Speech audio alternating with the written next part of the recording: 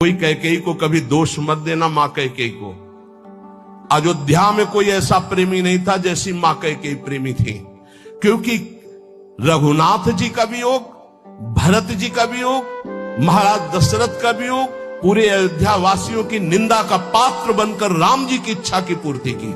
ये माता कैकेयी है, दूसरे में इतनी सामर्थ्य नहीं थी। माता कैकेयी जितना राम जी को प्यार करती थी, शायद है उतना कोई अवध में प्यार करता हो।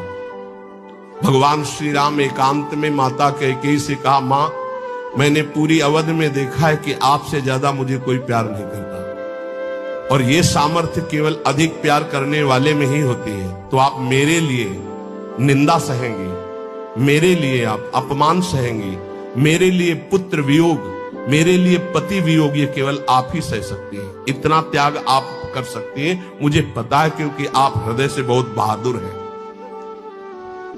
देवासुर संग्राम में साथ गई थी कैकेयी जी महाराज चक्रवर्ती सम्राट दशरथ के।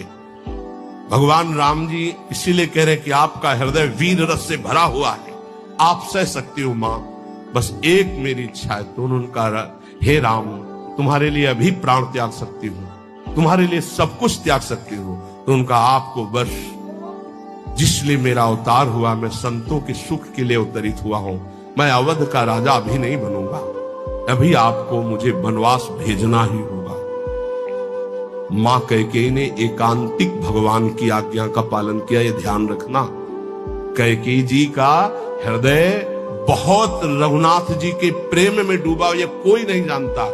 सर्वश्रेष्ठ प्रेम मां कैकेयी का, जिन्होंने अपना अपमान सहा, निंदा सहा, लेकिन राम जी की इच्छा की पूर्ति की। ये अंदर की बात कह रहा हूं। भरत जी ने कभी मां नहीं कहा।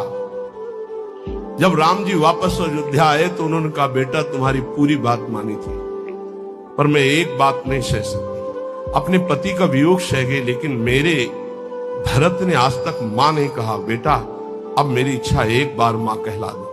तो राम जी जा रहे थे, भरत जी को सूचना मिली कि राम जी ये कहलाने के लिए आ रहे हैं। उनकी जो दशा हुई वो देखकर भगवान वापस हो गए कि ऐसा नहीं, एक बार भी मां। इतना कष्ट सहा माता कैकेयी ने, लेकिन राम जी की इच्छा का पालन किया। ध्यान रखना।